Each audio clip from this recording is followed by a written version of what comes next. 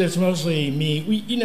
The way this course happened is the actions of individual faculty, Patrick and some other people, all made this happen. And so we share it and we rotate it, and sometimes, between colleges and schools and everything.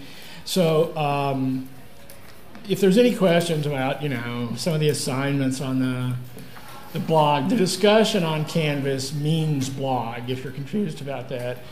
And as you might imagine, we're not real sticklers for, deadlines and stuff. We're just trying to do this course for the public service, and we're not real uptight about all that kind of stuff. But we are going to try to, my group's going to meet Friday to kind of debrief the first 2 or 3 and figure out where all the hiccups are in the technology and fix them. And I'm in the business school. The class is administered through sociology. There's all kind of things we have to do to make things work. But we're delighted you're here. We're delighted so many people are here. Where is Marilyn who talked to me? Marilyn, where are you? Somebody, way back there. Marilyn handles our out-facing web presence, and she's being underutilized right now. So we're going to come up with things to utilize you and get a bigger presence out there in the world. And thank you for doing that. I'll start off with another mention of why we're here. We're all here because we care about the Wisconsin idea. And those few souls who started this course now in its season 3, I think. We're like a Netflix thing, season 3. We all did this, I don't get paid extra, nobody gets paid for that. We're just doing this because we want to do it. And we're all very concerned about that this idea that started here, was most important here, that changed not only the state, but how the United States thought and democracy, et cetera, stay with us. And we're so happy to have all these speakers come. I'll start off with a cheese story, and then I'm going to turn it over to Gwen. When I was a little kid in North Texas, my mom was just constantly horrified by the fact that she would take me to people's houses, and they would ask me if I wanted some candy, and I would say, no, cheese. I preferred cheese to everything, and I was the world's biggest cheese head early, and always preferred it over any type of sweets, and still do. So the fact that we have world-famous cheesemakers here tonight is an extraordinary coincidence to me, from a person who's been addicted to cheese since infanthood. So I want to start off with bringing Gwen Drury up here, who, if you heard her talk this time last week, we're just wowed at how much amazing amount of knowledge she has and commitment to the Wisconsin idea. Residing within Gwen is more knowledge about that than I know exists anywhere. So I want to have Gwen come up and introduce our speakers. And I'm going to pass to you the sacred. Okay. Thank you.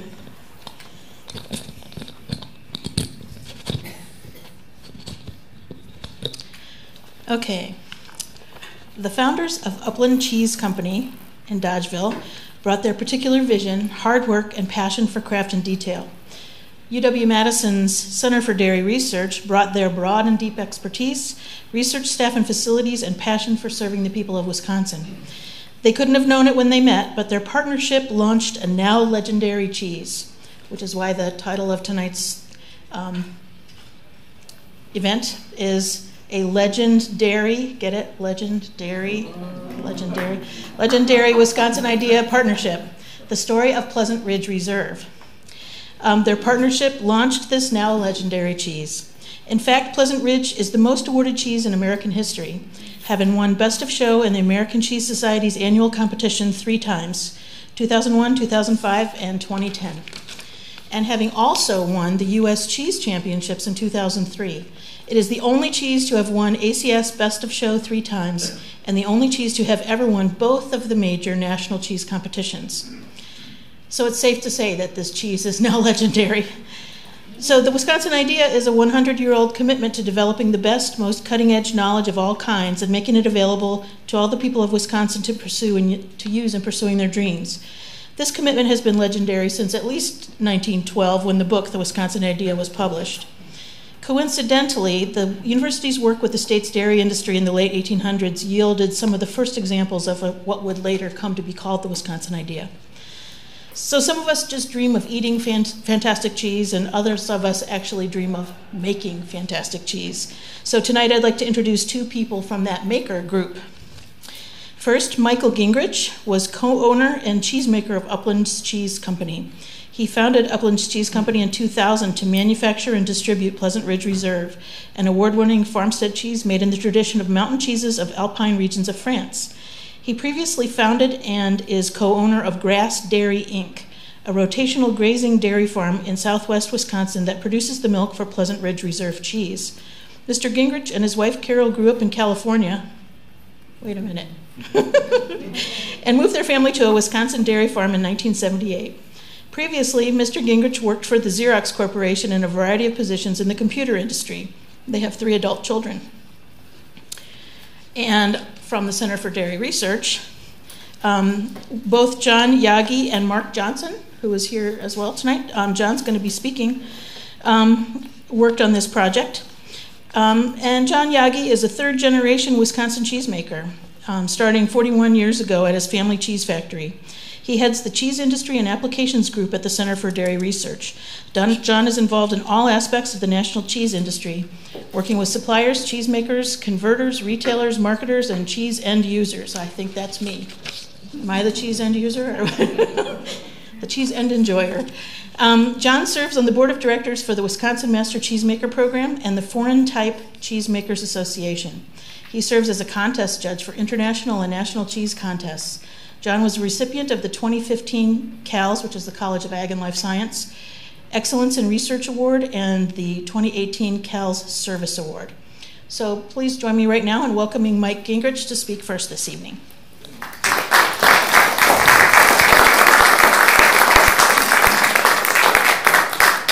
Okay, thank you. Just clip this anywhere, I guess. Yeah, it's okay. Does that work? Can you hear me? Okay. Okay, well, thank you, Gwen.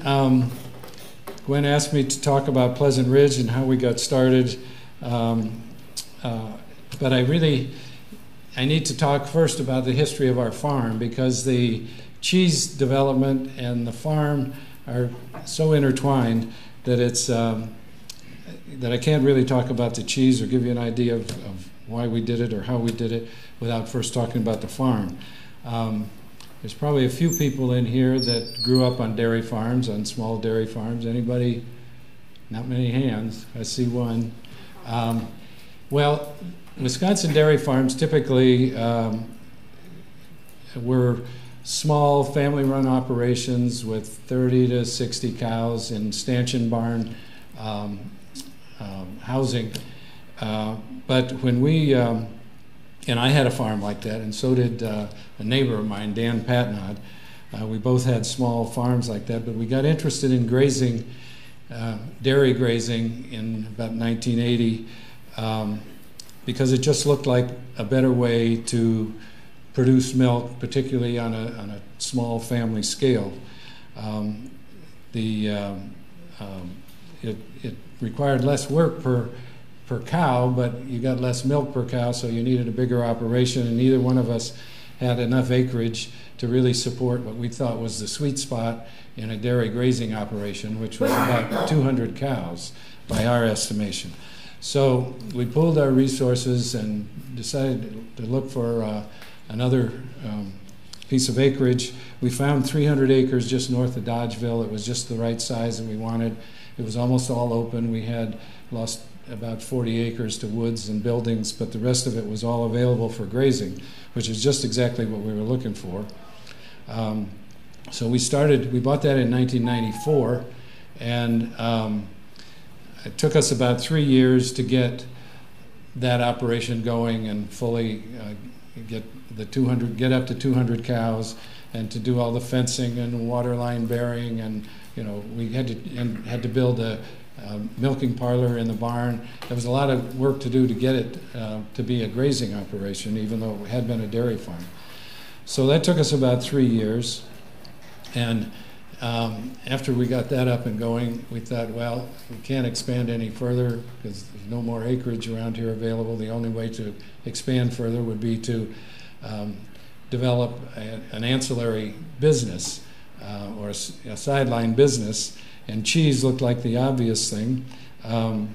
We felt like the milk that we were producing when the cows were on pasture, which is May through late October, that milk had a distinctly richer dairy flavor to it, and would make a different tasting dairy product because of the fact of the milk and how the cows were fed. That was just anecdotal information. It was our opinion and opinion of a few other people that liked milk. But I wanted something a little bit more scientifically based than just that anecdotal information. And I asked around, and someone said, well, why don't you talk to Bob Lindsay at the UW? He's been doing research on cheese flavor and milk flavors for ages. And so I found Bob a couple years before he retired, thank goodness, but I met with him, and he explained the milk chemistry differences that exist in the milk of cows that are grazing fresh vegetative pasture versus cows that are fed dry hay or in siled feeds and ground grain, that the actual milk has different flavor to it. The milk chemistry is actually different in some subtle ways. So that was sort of a bedrock assumption for our business, because we thought the milk we were producing was different, and we could make a cheese that would have different flavor, or more intense flavors, hopefully more complex flavors. And cheese factories in Wisconsin couldn't duplicate it, because at least 90%, probably 95% of the milk produced in Wisconsin is produced from cows that are conventionally fed, which is dry hay and siled feeds, ground grain, and that milk would taste different. And even a cheese factory that might be buying milk from a farm that did some grazing, that milk would get commingled with the other milk, and so the uniqueness of the flavors in the milk would be lost. So we thought we had an opportunity, because of the uniqueness, the flavor uniqueness of the milk that we had, and the flavor uniqueness of a cheese product that could be produced from it. So that was our assumption. Going in, we thought we have an opportunity here. Our first plan was to just approach neighboring cheese factories and ask them if they'd make their signature cheese for us using our milk, and we'd take ownership of that cheese out of the vat and put our label on it, and we'd age it and market it ourselves. It seemed like made sense. And we had a few cheese makers that were willing to work with us on that basis. But one of them suggested, why didn't we join the American Cheese Society? He said, we had admitted we don't know anything about marketing specialty cheeses. He said, you ought to join the American Cheese Society, because that's what they do. They promote and advocate small batch, handcrafted cheeses, and they can tell you how to market this product, and that made sense to me. So I looked into it, found the American Cheese Society, and it turned out they were having their annual conference that summer in Madison. And most of the speakers were from CDR, Center for Dairy Research, and we had the conference in all university buildings. It was August, so there weren't that many students around. So I joined ACS, went to the meeting, and it was really a life-changing experience for me, because there were really two main takeaways that I took from that meeting. One is in talking to retailers of fine cheeses, specialty cheeses, as I say, handcrafted, small batch kinds of cheeses. They said the people buy that cheese based on flavor and flavor alone, because you can't use industrial processes, the scale is too small, and you're using hand processes, your costs are high. So you've got to charge a premium. And so to try to charge a premium next to conventional industrial cheeses, you've got to have something special, and that special has to be flavor. So the retailers said, if you're going to make a cheese, you got to really have unique, highly flavored. You've got to have a lot of flavor intensity and complexity, as the cheese people like to talk about it. And intensity, of course, speaks for itself. Complexity is multiple flavors. Like you get an initial taste in your mouth, and then that kind of moves to a second taste, and maybe then to a third long finish, that leaves a nice flavor. And that's the kind of thing you're looking for in these small specialty cheeses. So that's the kind of product we'd have to come up with. The other thing I took away from that conference was a fellow with a cheese shop talked about going to Europe to try to source fine cheeses and unique cheeses, specialty cheeses for his shop. And he had heard about somebody who had a herd of dairy sheep up on the top of this mountain, where he made cheese from the milk of his sheep in a small little hut up there. And so this guy packed his things in a backpack, hiked up to the top of that mountain, found this guy, talked him out of 3 or 4 wheels, which he bought from him, of course, and came back down the mountain, went back to the United States and sold this cheese. And he thought he was so happy to have found this unique, really highly flavored cheese for his shop and for his customers. And I thought, wow, this is a market like none that I've ever seen before. To think that people are climbing mountains to source products that they can't get otherwise, I thought this is a tremendous opportunity. I'd had some experience with my previous employer with startups, and usually the problem is finding a market for your product. It's pretty easy oftentimes to make a superior product, but to find a market, to find a group of people that'll pay for it is usually what the biggest roadblock to a new business. So I thought, wow, this is fabulous.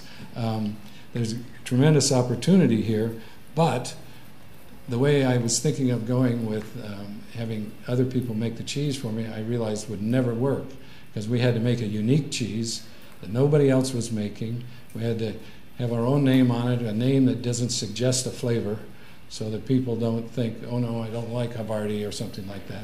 It had to not connote any flavor impressions. And we had to, so because it was unique, nobody could make it for us. We had to make it ourselves. So we had to learn how to make the cheese. We had to market it ourselves, which I thought it was necessary for us to be able to tell our story. And the only way to do that is to market directly rather than through a distributor or a broker or something. So I threw my business plan in the trash and developed a new one that said, we've got to make it ourselves and figure out how to do it.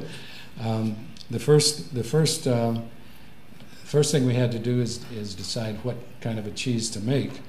And so I found a book called The Cheese Primer by Steve Jenkins, and he reviewed 300 cheeses, European cheeses, and talked about what regions they come from and why they're unique and how they're made. And a lot of times, particularly cheeses that were made from grass-fed milk, he would talk about the lush pastures in the region, in the area, and why that contributed to the great flavors of this cheese. So I found about a dozen cheeses that were made from the milk of grass-fed cows, and we got samples and invited friends over, and we had a tasting party and decided what we liked best, and we kind of narrowed it down to a French Gruyere cheese called Beaufort, and there's a summer version called Beaufort d'Alpage, which is only made for when the cows are grazing alpine pastures. One of the requirements, they have to graze alpine pastures that are higher than 2,000 meters. We couldn't do that, but we could make a cheese like Beaufort. And so that was the cheese that we liked. In order to give it flavor emphasis, do everything that we possibly could to pack this cheese with great flavors, great flavor intensity and complexity, we would only use the milk when the cows were on pasture. and good pasture at that. If we had a dry period in the middle of the summer, we had the cows, the pastures got a little rank, and we had to add some hay to the diet of the cows. We would stop, and we wouldn't make cheese with that milk. We only wanted to make cheese when that milk was when the pastures were perfect. So that was one thing we would do, only make cheese when the cows are on good pasture. We would use very, very fresh milk. Milk can develop off flavors as it sits around, so we would try to go, from cow to cheese vat as quickly as possible, so the cheese doesn't have any opportunity to develop off flavors. We would make our cheese with raw milk. We didn't want to pasteurize it. That would mute some of the flavor components and destroy some others, so we wanted to make it from raw milk, which is sort of the old traditional way of doing it. We wanted to cave age our cheese, which again is the traditional way of aging cheese. Before plastic and refrigeration, all aged cheese would have been aged in caves on wooden boards. So that was another thing. We had to get the food safety people to agree to let us age on wooden boards, we had to jump through a few hoops to do that. But we wanted to cave age it on wooden boards, and we wanted it to be a smear ripened or a washed rind cheese. That is, you wash the outside of the cheese with a brine solution, and it develops a particular bacteria on the surface, which then works its way through the cheese and breaks down fats and proteins and creates just fabulous flavors. So that was our strategy. We didn't know how to make this cheese. We had at least decided what we wanted to make. By this time, I had taken the cheese technology course, and John and Mark taught a number of those sessions, and I got to meet them and learn a little bit about how cheese is made. So once we decided what we wanted to make, I approached CDR and asked John and Mark and others, would they be willing to work with us to figure out how to make a cheese like Beaufort? And they said, sure, yeah, we'd love to. I mean, that's the kind of thing we do, and that's our specialty. So that summer, now we're at summer of 1999, we took our milk. Well, I had also met Bob Wills by that time, who was the owner of Cedar Grove Cheese in Plain, and asked Bob if he was willing to work with us because we needed a place. Once we figured out how to make a cheese, we needed a place to make it. And Bob said, yeah, he was interested in our project, and he'd work with us. So Bob was part of the program by this time. And Bob would send one of his trucks, an empty truck, down to our farm, pick up our milk, and take it straight to the university. We'd put our milk into these 4 little tiny cheese vats they have at the basement of Babcock Hall. And we took our milk in there to make cheese. In the meantime, I explained we wanted to make a cheese like Beaufort, and so John Jaeggi came up with 4 different slight variations of the standard Beaufort make procedure. That's the recipe, but in the cheese world, recipes are called make procedures. John came up with a make procedure, 4 of them actually, that was all slightly different to try to accommodate differences in the equipment that we would be using, and to try some different cultures in different amounts. But we wanted to experiment with how our milk would develop its flavor as a Beaufort-like cheese. And John came up with the make procedure. So we took our milk on 2 different occasions that summer, made 4 little vats. Each little vat makes only 4 10-pound wheels of cheese. We did that twice that summer. So we had 8 little vats, 4 wheels, so 32 wheels of cheese. After the cheese was pressed and came out of the molds at CDR, I took them to my home, to my basement where and I aged them in my basement. I had a pop cooler, a soda pop cooler, a reach-in cooler that I could get the temperature up to about 55 degrees, and I put pans of water down at the bottom of it and a little fan blowing across the water to keep the moisture, to keep it about 90-95% humidity like a cave. And so this was my cave and my 32 wheels. I put boards on the racks in that pop cooler, and that was my cave. And every day I went down there, I turned the cheese over, wiped it with a brine solution. I did that every day for about 6 weeks. I didn't realize at the time I didn't really have to do it that frequently for that long, but that didn't make any difference. I didn't have much else I had to do, and this was my major project. So I did that, and after about 4 months, we'd been tasting it along the way, and the cheese started to develop the flavors that we were looking for. So the folks at CDR convened a tasting panel, and when the cheese was about 4 months old, and I took samples of all 8 of these vats of cheese to CDR, and Bob and my wife and I were there along with about 4 or 5 people from CDR, and we all sampled the cheese, decided which of the makes that we liked, that we thought had the best, richest flavor, the best intensity and complexity of flavors, and that then determined our make procedure. So we picked which of the 8 makes that we liked best. And so so we knew what we wanted to make. We knew how to make it now, or at least we knew what the make procedure would be. We hadn't much experience making cheese, but Bob was willing to work with us. So that summer, now we're in the summer of 2000, Bob would send an empty truck down, pick up our milk at the farm, and bring it up to Cedar Grove, and put our milk directly into one of his vats, and we could make about 75 or 80 wheels of cheese from one vat. Again, CDR helped us with that first make. The first make, when you're making a new cheese in a new place, there's a lot of things that can go wrong. So CDR, Mark and John, and I think Bill Holsley was there, came out to Cedar Grove, and we made that first vat of cheese. And then my wife, we made cheese every other Saturday through that summer. So that was 8 makes. We had about 600 wheels from that, which is 6,000 pounds of cheese, which was, I also aged it. I'd rented some space in a commercial kitchen down in Spring Green, and bought a walk-in cooler big enough to hold 8 racks of cheese, and that was my cave. And so we washed and turned those cheeses, and in about October, those cheeses were ready to be sold, so we thought anyway. Odessa Piper, who was the owner of L'Etoile restaurant, helped us kind of decide when the cheese was ready. And our first 2 customers in October were L'Etoile restaurant and Whole Foods in Madison. And so in October we were in business for the first time. We also went to the Hilldale Farmers Market to sample out our cheese and sell our cheese and determine what kind of reaction we might get from people. But that was it. That was how we got started marketing.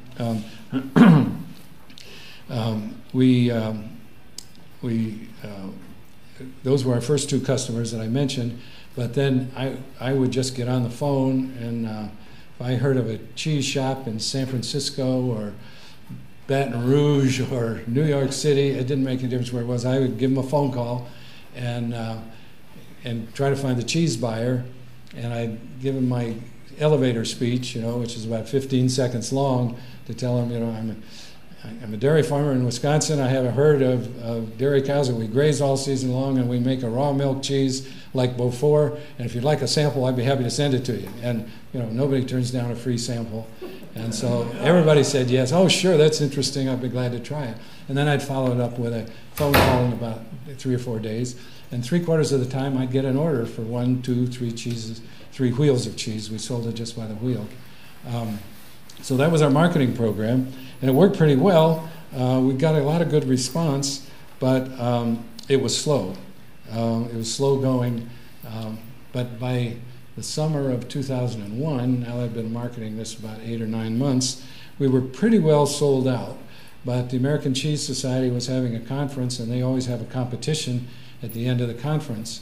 And so we had saved some of our best cheeses to put in that competition. And that was in August of 2001. And we we entered our cheese into that competition and took Best of Show, which really kind of set our program, our marketing program, off like on a rocket. It was really amazing because people hadn't heard of us before, and I used to have to make all these phone calls. Now all I had to do is answer the phone, and it really worked great. So ACS was terrific. As I said, we made 6,000 pounds of cheese that year. We won ACS 3 times, which is the only cheese to ever win 3 times, as Gwen said. We also won the Wisconsin Cheesemakers Association U.S. Cheese Championship, and it's the only cheese that has ever won both. That's still the case. There's no cheese that has won both national competitions. We made 6,000 pounds, as I said, in 2000. Last year we made 150,000 pounds, which is a 25 times increase. We built a cheese plant on the farm in 2004, and you see it there, the long white building with the green roof that does not look like a dairy barn is the cheese plant. We built that in 2004 after making cheese at Cedar Grove for 3 years. And again, when we made the first vat of cheese there, CDR folks came out, Mark and John, and I think Dean Summers was on that trip, and helped us through that first make, because again, when you make a cheese in a new place, there's a lot of things that can go wrong. So they helped us through that. So the UW, the CDR, helped us provide critical help at various stages through our whole process. Just to reiterate them, first of all, they validated our milk chemistry difference, which was the bedrock assumption to our whole business. They validated that. They provided the cheese technology course that gave us some knowledge and information about how to make cheese. They developed our make procedure for us. They made the test batches with us. I mean, we were just watching. They were making it, but at least we learned how to go through it and what the steps were and how to time them and what to do when. They convened the tasting panels for us, which let us decide on which was the best make procedure. And they helped twice with the first full makes that we made. So you can see CDR was with us every step of the way. There's really no way that we could ever have done what we did or have the degree of success that we did without the assistance and help of CDR. And so I think it's a great Wisconsin idea example. And I'll always be indebted to you guys. I really appreciate it. It worked out great. I have a few pictures unless I'm running behind time. Am I running behind? I could go through it. This is the farm, and I pointed out the cheese plant. That also is the farm, and you see the barn and just the end of the cheese plant. There's the cheese plant. We call it a creamery. I started out calling it a cheese factory, and the ACS people said, well, a factory usually belches smoke in the air and things like that. Why don't you call it a creamery? So that's what we call it. That's the creamery, and that's the dairy barn behind it and the silo. There's the cows out on pasture. That's what the pastures look like. That's their diet. They're morning, noon, and night, all day long during the grazing season. They get a little grain when they come in to be milked, just to get them to come into the parlor. But for the most part, they at least 80% of their diet is fresh vegetative grass. Vegetative meaning it's growing, it's not cut and wilted. The calves are all born on pasture because the cows are outside all the time. We save about 50 or 60 heifer calves, and the rest we just sell as calves. There's the cows going out after milking, going out to the pasture. They're all crossbred cows, which we did. We wanted to get hybrid vigor into the cows because we wanted cows that, because we're a seasonal operation, cows have to have a calf on an annual basis in a very narrow time window for our kind of operation. So we wanted a real healthy animal, and so getting the hybrid vigor from crossbreds we thought was important. there we are at Hilldale Farmers Market. That's me, this is my wife, and our business partner, Gene Patnod. Dan, I don't know, he must have been milking then or something. I don't know where he was. That's Gene and I salting the cheese. After we take it out of the molds, it has to be salted for 3 days, and then we start washing it like that. That's a rack of Pleasant Ridge Reserve, and I'm washing it with that brine solution that I talked about. That's my wife and I in one of the caves with full racks of Pleasant Ridge. And there's 3 people that worked for us washing and turning cheese in one of the caves. And those are full racks of Pleasant Ridge. Now that one, I don't think you can read that, but in there it says, I can maybe read it here. It says, "There's no way I could have done this without the technical help and support that the Wisconsin Center for Dairy Research provided us." So when it says a little help from his friends, they're talking about the Center for Dairy Research. That was after we won our first Best of Show. That's Dan and I out on the pasture after we won that. And grazing is the key to home-style product. It's all about the linkage between the pasture and the cheese flavors. That was also after we won that first one. I don't know what, but this was our marketing, our advertising program was to win a competition, and we get articles like this. Dan Carter, who he had a cheese distribution business, so he knew a lot about advertising and some of these periodicals that write about cheese. He had an intern estimate the amount of space that we got in cheese periodicals for the first year after winning that, and came up with an estimate of $2 million worth of space.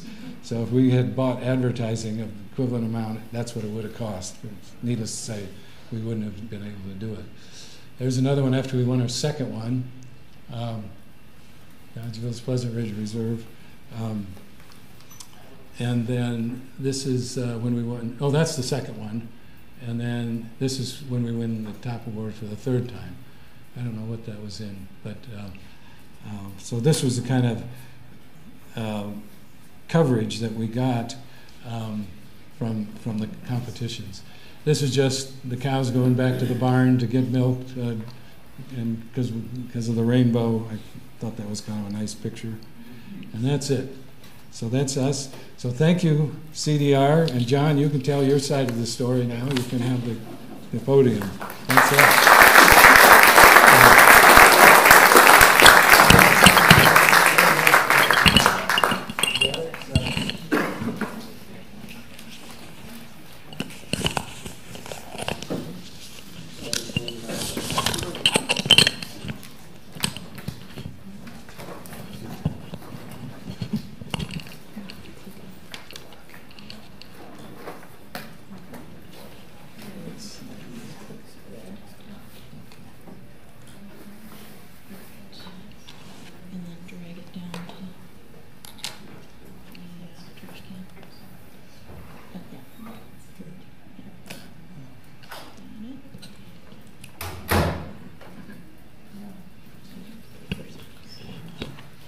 Well, good evening, everybody. We'll get things set up and rolling here. So first of all, my name is John Jaeggi, coordinate the Cheese Industry and Applications program at the University of Wisconsin Center for Dairy Research. The Wisconsin idea is something that's really near and dear to our heart at CDR, and thank you. So we're always very excited to tell the story of the work we do. We get very passionate getting the opportunity to kind of talk about how we work with the industry. So what I'm going to talk a little bit, like they said, is, I got to watch because I tend to roam, just to talk a little bit about our side of the story, kind of what happened, with Mike and what we do today, and kind of look at the history of the whole Wisconsin idea and the agricultural industry within our state. These pictures are from our family cheese plant. I grew up in a Swiss cheese plant in the Monroe, Wisconsin area. These pictures, if you look, are from the 1950s. and 1960s, my grandfather, my dad, and our cheese plant. So that's kind of my history and background going up through. My grandfather came from Switzerland in the early 1920s, coming through Ellis Island, and eventually settled in the Monroe area, where he started a plant north of this cheese plant and built this in the 1950s. And so this is kind of what I remember as a kid going up through.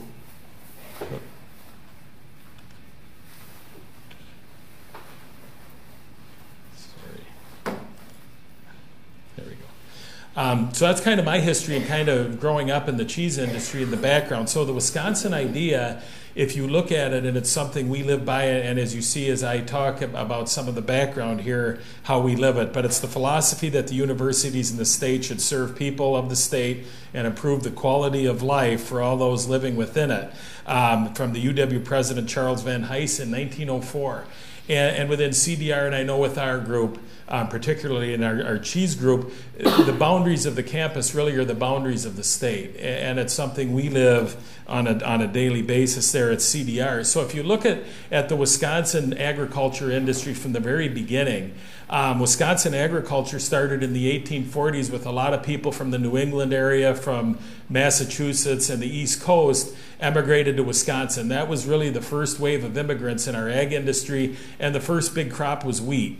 Believe it or not, Wisconsin was the breadbasket of the United States for many, many years in the 1800s, right up until about the turn of the centuries, before pestilence and insects and like everything else ruins a good thing. So eventually we had to look as a state to other areas for opportunities. So about that time we had a lot of immigrants came in, Swiss, Dutch, German, Norwegian, that settled into different areas of the state that started our dairy industry. So looking back and doing a little research, the University of Wisconsin was actively involved during this process, and it's amazing the investment that you look at that as a state. If we make an investment in the university and our mission on what we can accomplish for our state, it's something that has history when you go back and look at it. And it isn't just recent, it goes back through time of what that investment does for our state. So if you look what was the original America's Dairyland, the original America's Dairyland was New York. That was America's Dairyland until 1910, when we swiped the title from them and took over as America's Dairyland. So not only did we swipe the title, we stole some of their best people too. All of these people are from New York and Cornell graduates. William Hord set up a very vibrant dairy in the Fort Atkinson area. If any of you have heard of Hord's Dairymen, they were very politically active in their day. They were active with trade publications as far as the dairy industry. Hiram Smith, William Henry, Stephen Babcock, Walter Price, all familiar names on our campus. All of them were Cornell graduates that came in and started to work in the area of agriculture. So looking at the importance of our university and what they meant for our dairy industry, first agriculture professor, Dr. Henry, was in 1880. 1883, the UW Experimental Farm opened. The Farmers Institute and Extension started in 1885. The first farm short course in 1885. Stephen Babcock was hired in 1888. 1889, the College of Agriculture formed. In 1890, the Babcock test, which is used today as far as a means to determine payment to farmers and fat levels in milk and cheese, was developed by him at that time, and the first dairy school was established in the U.S. So I like to call this pre-Wisconsin idea. So even before we made it a mission, it was already well underway at the University of Wisconsin and working with our industry. So after Dr. Van Hise made the statement about the borders of the campus are the borders of the state, you look at that time period, we kept working with everyone within the state. 1902, Ag Hall was built. 1910, Wisconsin took over that leadership in cheese production. 1922, we had well over 2,800 cheese plants in the state of Wisconsin. Some of the remnants are around today when you drive around our beautiful countryside and you see them sitting along roadsides and in the country. still sitting today. Today we're down to 120. Obviously, they're much bigger than what they were at this time period. Dr. Steenbach discovered vitamin D, which is very important to milk and dairy products, discovered that in 1924. One little known fact that I didn't realize, and Dean Summer kind of pulled it up, in the 1930s and 1940s, and this is much bigger than you realize, Professor Samus developed the modern day low moisture part skim mozzarella make procedure. Now you may wonder why that's so important. Well, pizza grew in the United States after World War II. A lot of the soldiers came back from Italy, saw this neat pizza, brought the idea back to the United States, and you saw an explosion of mozzarella consumption, especially on the East Coast with a lot of the Italian immigrants. So Wisconsin being the dairy state, at that time mozzarella was a small cottage industry. It had different make procedures. The shelf life was very, very short. So Dr. Samus, what he did is developed a make procedure by removing a little fat and adjusting the make using starter cultures to get this cheese to last a lot longer. And the rest, they say, is history. And probably well over 50% of mozzarella cheese that's used on all of our pizzas, the make schedule that's used today originated from what was developed here on campus. Continuing on, Babcock Hall construction completed in 1951. So that's when that was done and ready to go. Farmers started converting in the 1950s from the canned milk that you see there to your left to bulk tanks that you see on your right. In 1976, the Walter V. Price Cheese Research Institute started at the current location in Babcock Hall. That was the precursor to the Center for Dairy Research. Mark Johnson started with CDR. He's laughing up here. Mark started in 1980. When it was still the Walter Price Cheese Research Center Institute, and then in 1986 was the Wisconsin Center for Dairy Research, and the funding for that came from the Wisconsin dairy farmers, and it was an investment in both the university and in their dairying future, and I think it was an investment well worth it, as you'll see.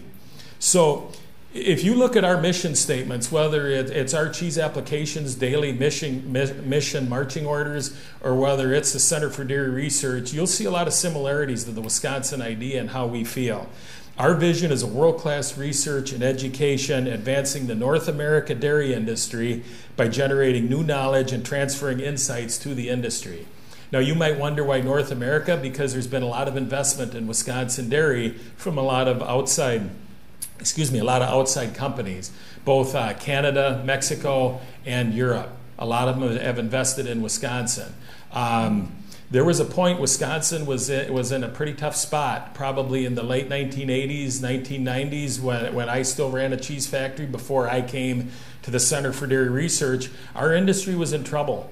There wasn't a lot of good news going on. And some of the slides I have will kind of tell you what investment in the university and investment, what it means, how it can help a whole state and a whole industry. So a little bit of what CDR does. We're not just cheese, although primarily tonight you'll hear about cheese. But what we like to do is bring partners together. We feel very strongly that, basic research, applied research, and the people within the state, it's a partnership. What issues do you have? What can we do to help? What do we have that we can take that way? What do you have that can help? So it has to be mutually beneficial to all parties. So we have research both basic and applied.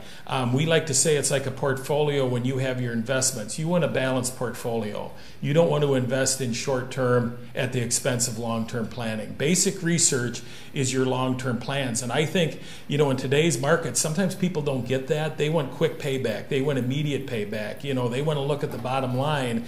But you have to balance your portfolio, just like when we invest. You want to invest in basic research, because if you don't, what are you going to sell in a few years? But you have your short-term research too for immediate gains, but it has to be balanced. So we're very careful when we do research. We'll balance the research projects. Mark Johnson heads up our research group, along with Dr. John Lucy and Dr. Ronnie Govindasamy. Lucy and our group works very closely, but we balance it with industry contract work, troubleshooting, and help. and that's where our applications program comes in up there.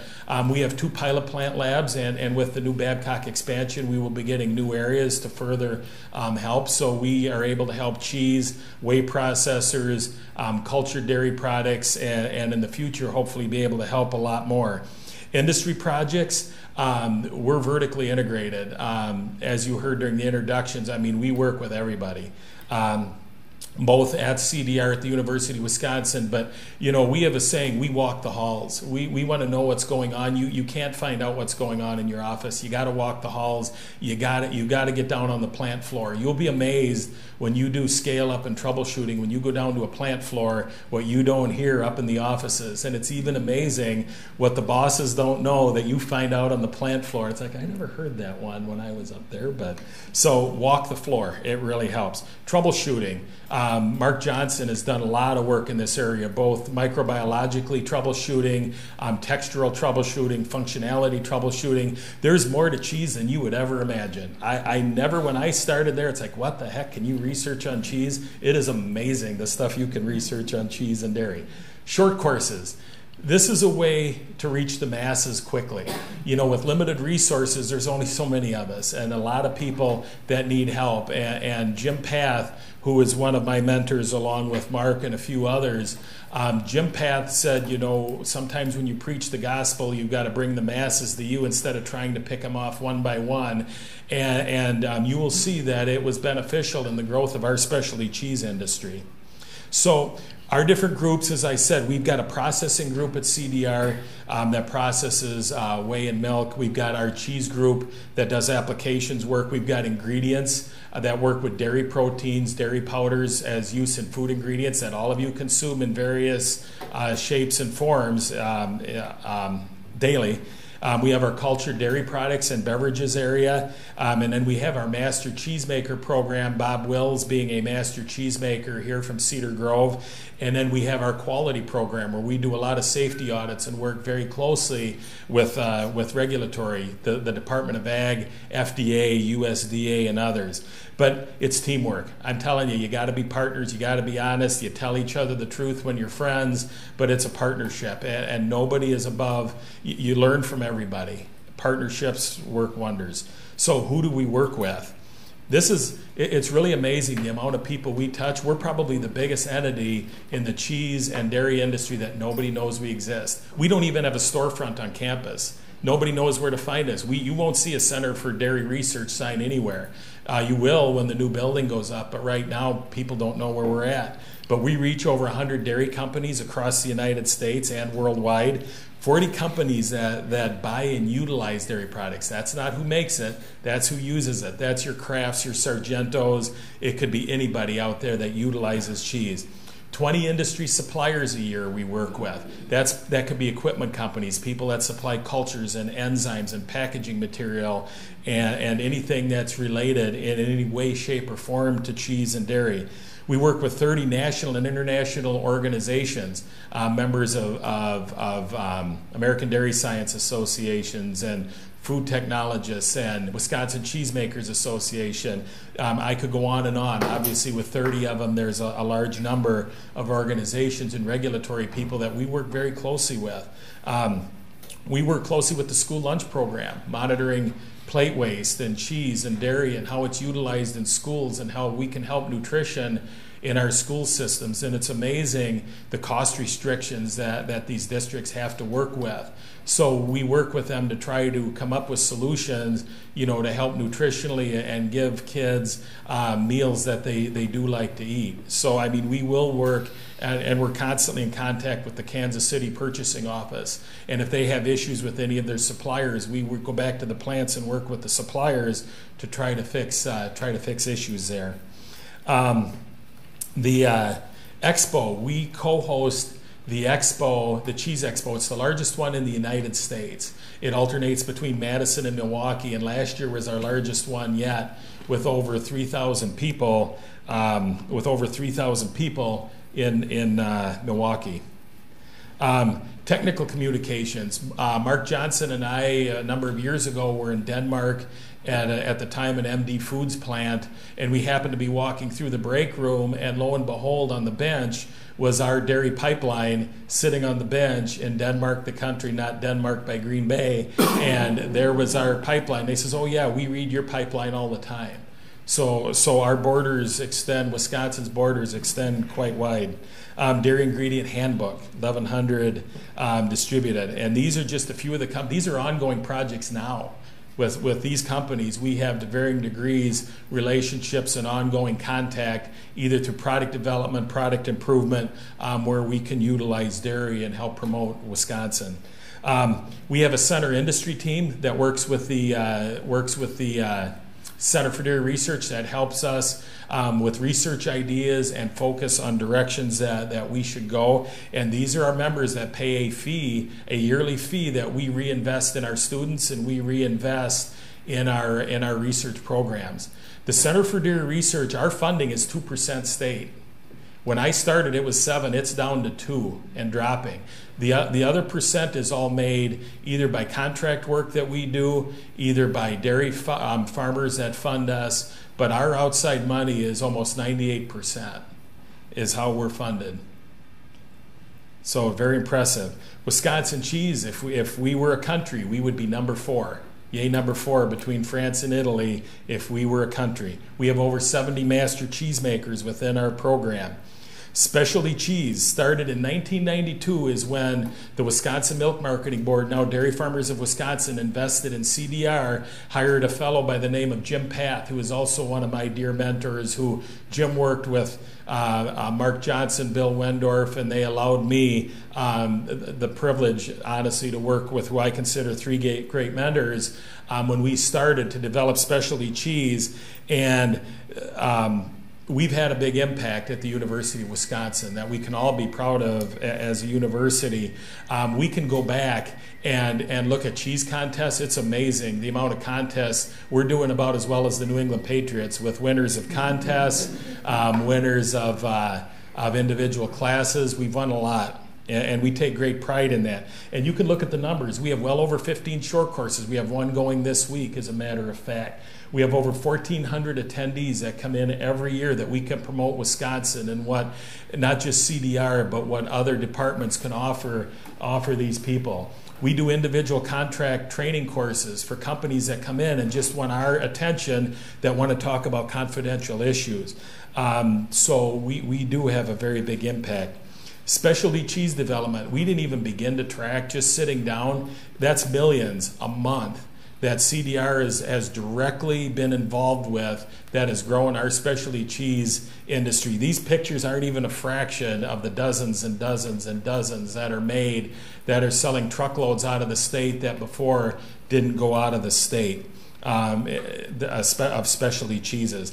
And again, I throw it back to the investment in the University of Wisconsin and allowing us the opportunity to be able to help our industry. And if anyone needs proof, I will refute that, because we have a chart that literally linearly looks at the investment in 1992 to where it is today, and where specialty cheese is from that initial investment in people, personnel, and effort to focus on helping the specialty cheese industry. Mike made an excellent point. Dan Carter did estimate $2 million in free advertising. And our masters have a master mark that they can put on their cheese to help promote their product and give value to that. That goes back, and that value eventually works its way down to the dairy farms in our rural communities. So it does work its way down. So it's an investment, and you hear it a lot, but that investment in this university will churn, and we see it. The Pleasant Ridge grass dairy example, Mike kind of talked about this, so I'll skip it in the essence of time. And very briefly, the story, and I know I'm running a bit short here, but I do just quickly want to touch. Mike is a very special gentleman. Lovely human being. I think the world of Mike. He first come in, Jim Path and I were there, and I remember Mike coming in and sitting down. We get requests all the time. People that come in, they go to their local retailer, they see cheese at $20 a pound. It's like, hey, I'm in, I'm making this. And they're kind of like, whoa, wait a minute. There's a lot of things you got to go through. So Mike sat down and we thought, yeah, okay, really nice guy. And Jim and I talked, well, how serious is he? We'll work with him and see if he's really serious or not, because we have limited resources like all of you. So we have to, prioritize where to go. But we had a very nice meeting. Mike kind of talked a little bit. I don't remember at the first meeting if he mentioned Beaufort. Maybe I know Beaufort was his target. I can't remember if it was that meeting or the follow-up meeting. But the first thing Mike said, Mike says, well, what do I need to do? He says, well, Mike, if you're really serious, you take our Cheese Tech short course. It's a great course. It's a 5-day course, 4 days of lecture, 1 day of practical hands-on with experts. You'll really get a feel. And then Jim and I are like, well, we'll see how serious he is if he takes it. And by gosh, Mike showed up at that course. He showed up, he sat there, he listened, he participated in it. He was all in at that point. And it's like, okay, we know he's serious with this. So it's like, okay. So you heard Mike in the late 1990s, early 2000, we did the trees trials. We set them all up, optimized the makes. We're blessed with multiple vats, which allow us many different variables right away to try to target what we need to do. The one thing we're blessed with in the state is infrastructure. And the one thing we tell people, and this is why people like Bob Wills at Cedar Grove are so important, because Bob is an incubator for a lot of people with ideas, and we're hoping with our new facility that the state of Wisconsin and our industry is invested in, we're hoping that continues. But through Bob's insight and Bob willing to help, our dairy industry, he's worked with a lot of different people that had this idea. And we pushed people that direction because we said, before you jump in and invest your money and build something on farm, now you're committed. Financially, you're committed. When that building is there, why don't you test it out, test run it? And Bob was gracious enough to let us into his plant on the weekends. We came in on Saturday. I remember Mike had to come in on Sunday all by himself, pull all those wheels out, haul them all down, had it all cleaned up and ready to rock and roll for Bob on Monday morning for his normal production. So that's kind of how we started out. But that's how it came to be. The other thing we told Mike is work with the state of Wisconsin, work with your inspectors. Don't try to fight. Work with them. We're in this together. We're partners. We're a team. Everyone wants a safe product. Everyone wants a good product, but work together on it. And Mike did. He reached out. The Department of Ag was wonderful. They worked with him on it. At the time, wood boards were used, but they weren't extensively used like they are today. And that's also because of the University of Wisconsin and working with our industry. You hear about all this stuff in the media. We're behind the scenes fixing those problems, and nobody knows it's the UW. But we're fixing it, and nobody knows. But anyway, Mike reached out to them. They got it worked out to use the wood boards.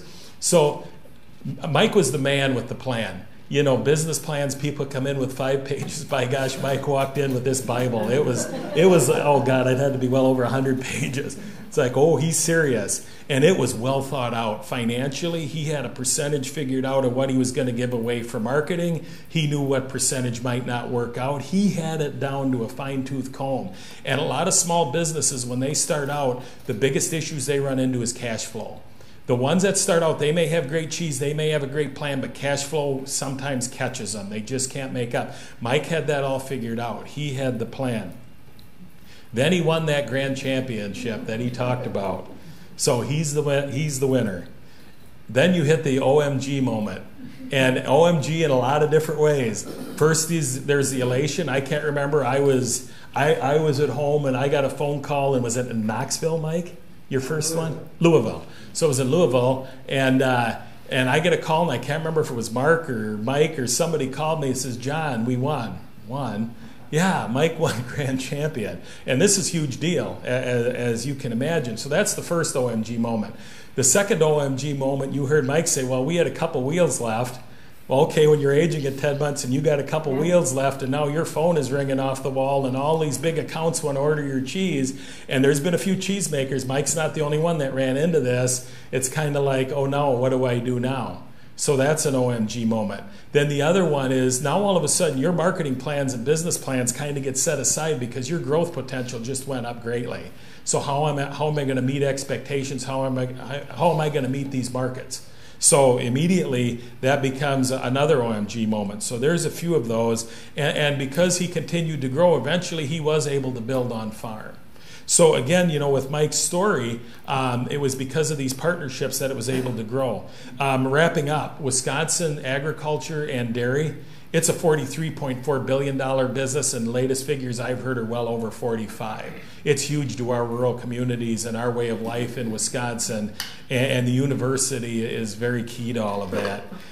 Growth opportunities. We continue to see growth opportunities in all sections dairy.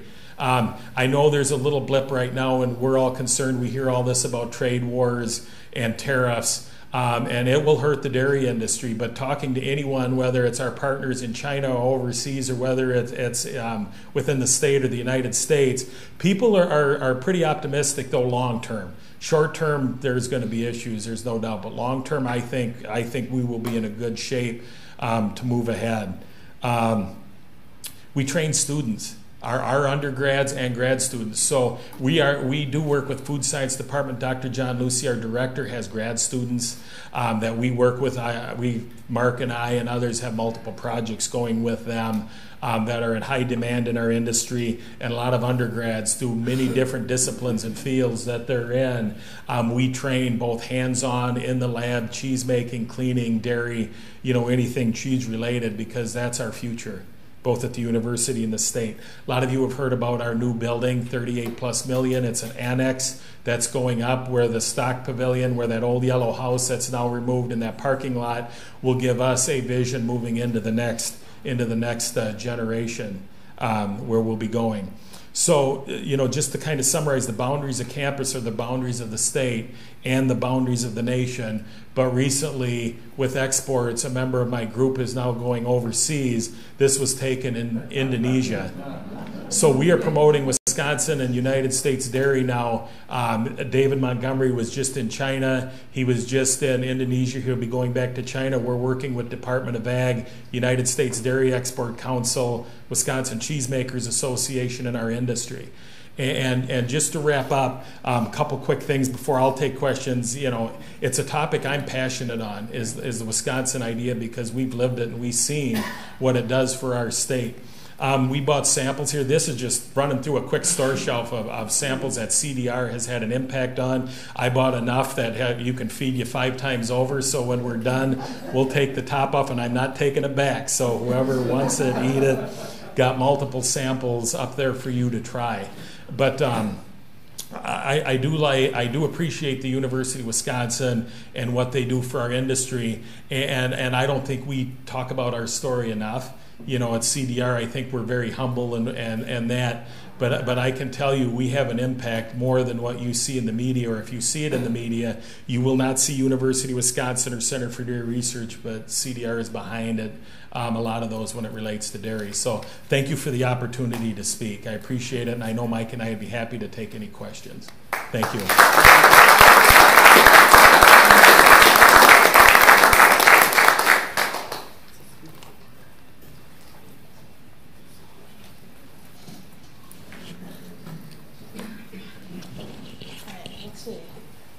Put you on the microphone. I know. When will the new building be built? Yeah, so the new building will be built in.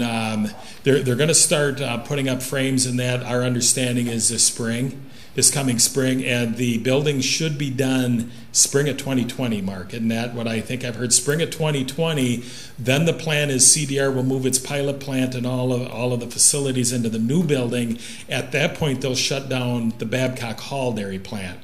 So, and then they'll shut that down, and then they'll gut the current dairy plant and then redo that whole area there. So the whole project won't be done till probably early 2022. The whole, both sides. So it'll be a long time coming, but we're well underway. Yeah. There was when I visited Cedar Grove a few years ago, they were very proud of their processing of the whey to return clean to the creek. They called it the Big Green Clean Machine, and said that they developed that with help from the university. Was that your department, or was it? Do you know which department did that?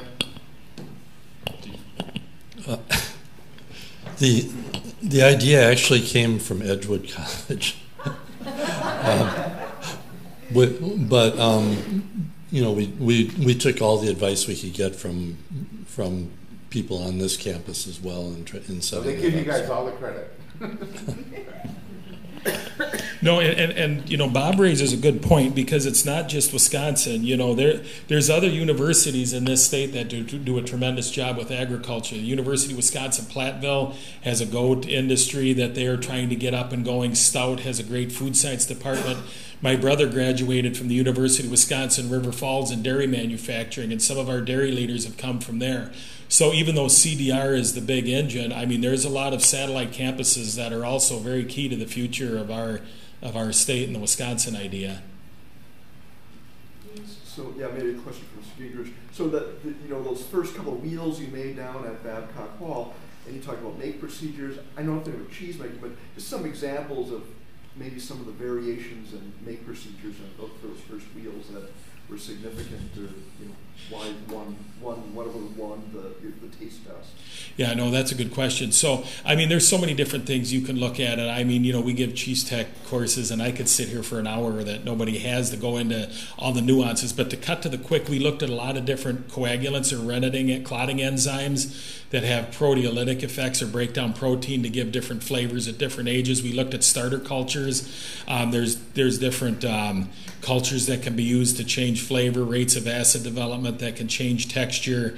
We looked at different time splits, to get different compositions of the cheese. I can't remember if we looked at different shapes. Mike was pretty set. Mike had a good plan. Some people come into us and say, what should we do? Help us. But Mike had a pretty good plan right away. He had a good focus on where he wanted to take it, so it made our job a lot easier in his case. But Mike, I don't know. Now, the one thing we will have in the new facility is ripening chambers. We'll have 9 different ones, which will allow us to be competitive worldwide as far as doing any contract or research work in those areas. But right now, if we do anything with mold or any different type of ripening, we have to work with our industry partners and go out into the field and take cheese out. And in Mike's case, he just took it home and ripened it. I don't know, Mike, if you have anything to add to that as far as the makes? Well, as far as ripening is concerned, that is, we really just had to feel our way along on the ripening part. As I mentioned, I turned it daily for 6 weeks. I really didn't have to do it that long. But nobody was cave aging cheese that I could find in Wisconsin at the time we started. So we just kind of winged it. I mean, John explained, some of the traditional ways of doing it, but because there was nobody that we could talk to that was actually doing it, we had to just experiment with it. So I'm glad to know that you're going to have those ripening chambers, because. Oh yeah, we'll be working with you. Yeah. There's somebody over here. If the cheese industry in Wisconsin is a $70 billion industry, how much of that is exported overseas? That is a good question. I don't know, but Mark, did you hear? I couldn't tell you. A sizable amount, but what that is, I don't know. The big problem we're having, and we're addressing it honestly, is the smaller manufacturers and the medium manufacturers don't have the marketing staff because of all the paperwork that's involved. Because when these products are shipped, you have to meet the standards of the country that it's going in. So a lot of the medium and small plants, unless they have a broker or someone that will take possession of cheese in the United States, it's difficult for them to get into. The larger manufacturers in the state have that all set up. What it is on a percentage basis, I'm sure you could Google it and find it. I just don't know. But I know as a state, we're looking at expanding it, and we know we have to. I know we sell a lot into Mexico. We do a lot into Canada, although recently, with all of that, I'm not sure. A lot goes into China. South Korea is a big partner. The Middle East is something we see as a potential area for future export. But the exact figure, I couldn't tell you. And then far back. Can you tell me what this summer's very hot and very wet weather, how is that going to affect your production? Oh, that's a good question. That's a really good question. It's almost like I planted it. So in the dairy industry, what happens is when the temperatures get hot, the components in your milk, the protein tends to go down, the fat tends to go up, so it throws your cheese composition out of whack a little bit. So from a cheesemaker perspective, without going into a lot of detail, you have to make adjustments in the cheese vat to offset it to keep your cheese consistent. And CDR is actively involved and has been since 2000 in the use of ultrafiltration or filtration technologies as a way to standardize milk, to take away those seasonal variances. So what it does is it's removal of water, and through different membranes and sizes and processing conditions, I can alter the types of protein or the amounts of protein in my milk, and I can standardize now on a component basis. And where that's important to your question, now my consistency of my cheese flavor, my cheese functionality is much more consistent. So that takes away variation. Now, obviously, people Mike's size, they're going to do it the traditional way in the vats like we've done for centuries and like my grandfather did. But for the large manufacturers that do mozzarella or cheeses that depend on functionality, that's important. But we've had to work with USDA and FDA on regulatory issues with it. Is it considered milk? What issues could there possibly be? So not only were we actively involved in the research of that, we were involved in the export of that to Mexico, doing trade missions down there in the early 2000s, and also working with FDA and USDA looking at the regulatory standpoint of it and labeling. So that was an excellent question. But it does. Short answer is yes, it does impact. In the summer, your yields go down, and you have to make adjustments. Can you ask Mike to answer the question? Yes, Mike. I think that's going to have to be our last question. As far as weather, you mean as far as weather is concerned, we just again emphasize the pastures, and we'll even quit making cheese if the pastures are bad, like I was saying. But the grass doesn't grow unless you get rain, and so. You know, the rain didn't bother us as much as that dry month. I think it was June, or I don't remember which one it was. But as long as the grass is good, we make cheese. There is slight variation through the season, but it's not very much. And, you know, we just live with it. So if anyone has questions when we're done, I'll take the wrap-up. Please come up and enjoy, taste. If you've got questions, I'd be happy to stick around a few moments. Be glad to talk with you. And again, thank you for the opportunity.